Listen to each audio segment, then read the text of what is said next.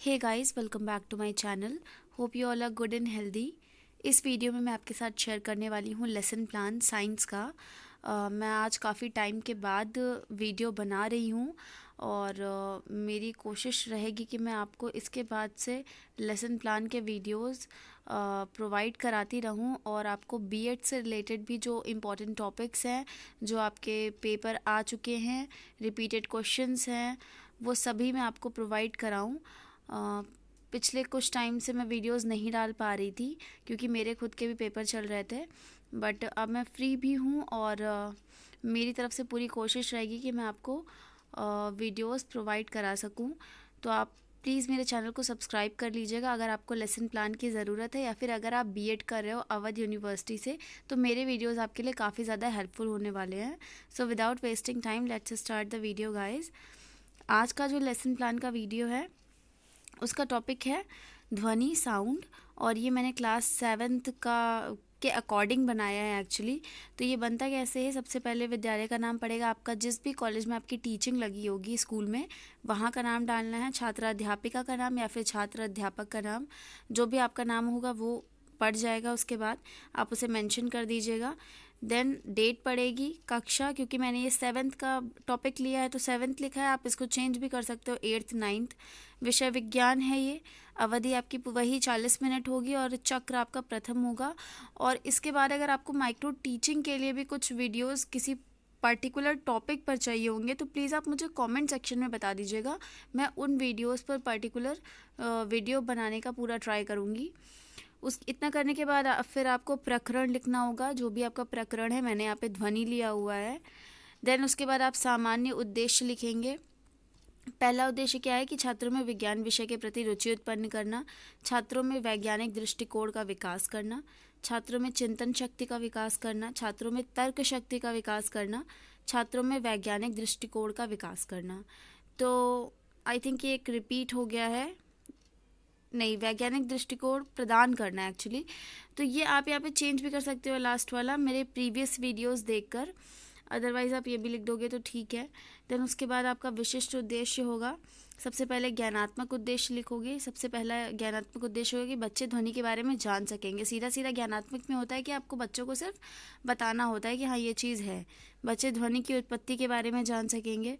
फिर भावात्मक उद्देश्य होगा कि बच्चे कंपन के बारे में जान सकेंगे, बच्चे कंपन के बारे में समझ सकेंगे, क्योंकि यहाँ पे भावात्मक है तो समझने का भाव आएगा यहाँ पर, या फिर बच्चे ध्वनि के संचरण को समझ सकेंगे।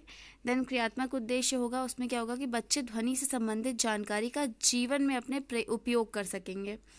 फिर आपका सहायक सामग्री में क्या होगा, चार्ट, मॉडल, जो भी आप चीज़ें लेकर जाओगे बच्चों को समझाने के लिए इस टॉपिक को, वहाँ पर ये चीज़ आप मेंशन कर दीजिएगा। नेक्स्ट है आपका प्रस्तावना प्रश्न। इसके बाद पड़ेगा आपका, जैसे सबसे पहले इसमें क्या करेंगे, आप क्रम संख्या डालेंगे, छात्र अध्यापिका कथन क्रिया, फिर छात्र छात्रा अनुक्रिया हो जाएगा यहाँ पे। इसमें पहला प्रश्न है कि बच्चे मोर, कबूतर, तोता ये सभी क्या हैं, आप पहले प्रश्न पूछेंगे उनसे तो वो सब बताएंगे कि पक्षी हैं। उसके बाद आप दूसरा उनसे प्रश्न पूछिए कि पक्षियों की चहचहाहट को आपके किसके द्वारा आप सुनते हो उसको, तो वो बताएंगे कि कान के द्वारा वो सुनते हैं। यहाँ पे आप कर लेना कि पक्षियों की चहचहाहट को आप किसके द्वारा सुनते हो, आपके नहीं होगा। देन थर्ड क्वेश्चन रहेगा आपको कि पक्षियों की चहचहाहट एक प्रकार की क्या है, तो यहाँ पर हो सकता है बच्चे ना समझ पाएँ, वो ना बता पाएँ ध्वनि, तो यहीं से आपका प्रकरण निकल आएगा ध्वनि। अगर वो बता लेते हैं ध्वनि तो आप उनको क्या बताओगे कि ध्वनि की उत्पत्ति कैसे होती है ये बताइए, तो यहाँ पर वो फंस जाएंगे, ये आपका समस्यात्मक प्रश्न हो जाएगा। इसके बाद जब इतना हो जाएगा प्रस्तावना प्रश्न, तब आप अपना उद्देश्य कथन लिखिएगा। उद्देश्य कथन क्या होगा कि बच्चों आज हम ध्वनि के बारे में विस्तृत रूप से अध्ययन करेंगे। उसके बाद आपका क्या रहेगा, प्रस्तुतिकरण रहेगा। प्रस्तुतिकरण में आपके 5 चीज़ें पड़ती हैं, शिक्षण बिंदु, छात्र अध्यापिका कथन क्रिया, छात्र छात्रा अनुक्रिया, श्यामपट्टकार और शिक्षण विधियाँ। इसमें क्या होता है, मोस्टली आपको 3 तो आपके मिनिमम 3 शिक्षण बिंदु होने चाहिए, मैक्सिमम में आप 5 कर सकते हैं क्योंकि 40 ही मिनट का समय होता है। फिर छात्र अध्यापिका कथन आपका रहेगा कि आप पहले प्रश्न पूछेंगे, छात्र छात्र उस पर जो भी अनुक्रिया अपनी देंगे छात्रा वो लिखेंगे। श्यामपट्टकारी में जो भी आप चीज़ें ब्लैक बोर्ड पे लिखेंगे वो आपको यहाँ पे मेंशन करनी होगी, और किस विधि का आप प्रयोग कर रहे हैं पढ़ाने के लिए उसका मेंशन आपको किनारे करना होगा। तो सबसे पहले से किसी भी शिक्षण बिंदु को स्टार्ट करने से पहले जो है आप विकासात्मक प्रश्न पूछोगे। तो इसमें पहला प्रश्न है, क्या आपको बांसुरी बजाना पसंद है बच्चों? आप पूछोगे तो कोई ना कोई बच्चा हाँ ना कुछ वो कहेंगे। फिर आप उनसे पूछेंगे कि बांसुरी की जो ध्वनि होती है उसकी उत्पत्ति कैसे होती है। ये समस्यात्मक हो जाएगा उनके लिए। तो यहीं से आपका जो पहला शिक्षण बिंदु है, ध्वनि की उत्पत्ति की व्याख्या, वो स्टार्ट हो जाएगा। और ये पूरा इसका स्पष्टीकरण दिया हुआ है, ये आप देख लीजिएगा, क्योंकि मैं पूरा एक्सप्लेन करूँगी तो बहुत टाइम लगेगा। और आपको ये भी लग रहा होगा कि ये छोटा लिखा हुआ है, बट आपको एक कुछ कम मतलब आपको सेलेक्टेड 6-7 पन्नों में ही एक लेसन प्लान आपको कंप्लीट करना होता है। इसमें आप थोड़ी चीज़ें ही लिखते हैं जो मेन पॉइंट्स हैं, लेकिन पढ़ाते समय आपको हर चीज़ एक्सप्लेन करनी होगी अच्छे से। तो इस चीज़ को आप मत दिमाग में रखिएगा कि आपने थोड़ा सा लिखा है तो आपको थोड़ा ही जाके वहाँ पर पढ़ाना भी है। इस टाइम बच्चे क्या करेंगे, छात्र ध्यानपूर्वक सुनेंगे। यहाँ पे विधि व्याख्यान चल रही है। इसके बाद बोध प्रश्न होगा। बोध प्रश्न जानने के लिए कि बच्चों को समझ में आया कि नहीं। तो यहाँ पे 2 प्रश्न हैं कि ध्वनि किसके द्वारा उत्पन्न होती है, बच्चे बताएंगे कंपन द्वारा। फिर आप पूछेंगे क्या सभी ध्वनि की उत्पत्ति कंपन द्वारा होती है, तो बताएंगे हाँ।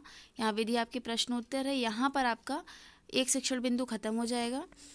फिर नेक्स्ट आपका शिक्षण बिंदु विकासात्मक प्रश्न से ही शुरू होगा।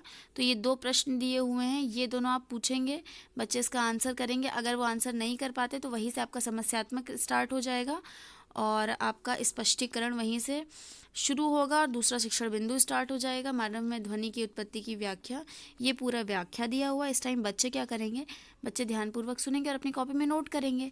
यहाँ पर ये श्यामपट्टिकार में आप ये इस तरीके से बना भी सकते हो डायग्राम, तो ये थोड़ा सा अट्रैक्टिव लगेगा।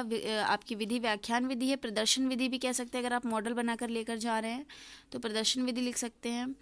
और उसके बाद बोध प्रश्न पूछेंगे आप कि बच्चों को कितना समझ में आए जानने के लिए। मानव शरीर में ध्वनि किसके द्वारा उत्पन्न होती है, बताएंगे वो। देन कंठ के कठोर उभार को क्या कहते हैं, ये प्रश्नोत्तर विधि चल रही है। जब ये दोनों आपके शिक्षण बिंदु खत्म हो जाएंगे तो आप तीसरा शिक्षण बिंदु स्टार्ट करेंगे विकासात्मक प्रश्न से ही। तो सबसे पहले आप विकासात्मक प्रश्न करेंगे। 2 प्रश्न पूछेंगे, क्या ध्वनि के संचरण के लिए माध्यम की आवश्यकता होती है, बच्चे बताएंगे हाँ। दूसरा पूछेंगे, नहीं बता पाएंगे, समस्यात्मक हो जाएगा। और यहीं से आपका जो तीसरा शिक्षण बिंदु है वो स्टार्ट हो जाएगा, ध्वनि के संचरण की व्याख्या। ये है उसका स्पष्टीकरण, आप इसको अच्छे से देख लीजिएगा, नोट कर लीजिएगा। और इस टाइम बच्चे क्या करेंगे, ध्यानपूर्वक सुनेंगे, स्पष्टीकरण आपकी विधि हो जाएगी। इतना करने के बाद आप क्या करोगे, बोध प्रश्न पूछोगे दोबारा से जानने के लिए कि बच्चों को ये वाला जो शिक्षण बिंदु है वो समझ में आया या नहीं आया। तो ये 2 प्रश्न हैं, आप ये दोनों प्रश्न करेंगे। दोनों का अगर आंसर दे देते हैं देन वेरी गुड, नहीं दे पाते हैं तो आप दोबारा से एक्सप्लेन कर दोगे। इसके बाद क्या होगा, इतना ख़त्म होने के बाद आपको लास्ट के 5-10 मिनट में पहले मूल्यांकन प्रश्न पूछने होंगे कि आपने जो ऑल टोटल पढ़ाया वो बच्चों को पूरा समझ में आया कि नहीं आया। तो ये 5 प्रश्न हैं, 5 आप उनसे पूछ लेंगे और इसका आंसर बच्चे कर देंगे तो ठीक है, नहीं कर पाएंगे तो आप उन्हें एक्सप्लेन करेंगे। ध्वनि किसे कहते हैं, बांसुरी की ध्वनि की उत्पत्ति कैसे होती है, मानव में ध्वनि किसके द्वारा उत्पन्न होती है, ध्वनि का संचरण किन माध्यमों में होता है, क्या ध्वनि निर्वात में संचरित हो सकती है। देन इतना करने के बाद आप उन्हें गृह कार्य दे देंगे। गृह कार्य में आप उन्हें कम से कम क्वेश्चंस देने की कोशिश करिएगा, क्योंकि उन्हें और भी सब्जेक्ट में होमवर्क मिला होगा। और प्लस जो आपके जो क्वेश्चंस होंगे वो इस तरीके के होने चाहिए कि आपके पूरा जो आपने लेसन प्लान पढ़ाया है वो पूरा उसमें कवर हो जाए उसमें। तो इस तरीके से आपको ये पूरा लेसन प्लान बनाना है। मैं इसकी PDF भी प्रोवाइड करा दूँगी, इसी आपको नीचे ही मिल जाएगा। आप नीचे कमेंट सेक्शन में भी चेक कर लीजिएगा, मैं डाल दूँगी लिंक, वहाँ से आप PDF डाउनलोड कर लीजिएगा। और ये पूरा लेसन प्लान यूट्यूब पर तो रहेगा ही, आप इसको देख सकते हैं। आई होप कि आपको वीडियो अच्छा लगा होगा। और अगर आपको किसी पर्टिकुलर टॉपिक पर आपको वीडियो चाहिए तो आप मुझे कमेंट करके बता सकते हो। मैं डेफिनेटली कोशिश करूँगी कि मैं उस पर वीडियो बनाऊँ।